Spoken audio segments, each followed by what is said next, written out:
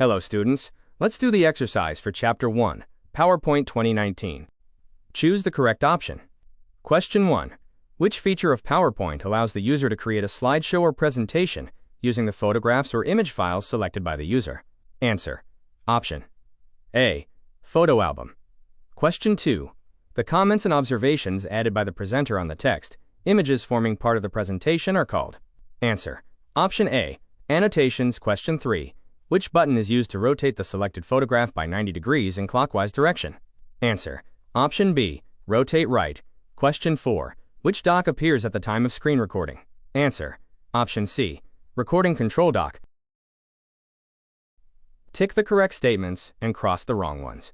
The Use Presenter View option is checked in Slideshow tab to add annotations to a presentation. Tick. If the computer is connected to the internet, the Smart Lookup feature shows the definition, synonyms, as well as some articles available on the internet related to the selected text. Tick. The Ink Equation option is present under the Equation tool of Home tab. Cross the Pause button is used to temporarily stop the screen recording. Tick. Answer the following questions. Question 1. Which button in Photo Album dialog box is used to insert pictures into the photo album? Answer. File disk. Question 2.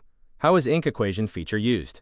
Answer. Insert tab, Equation dropdown, Ink Equation, Draw, Insert. Question 3. What are annotations? How are annotations added on a slideshow? Answer.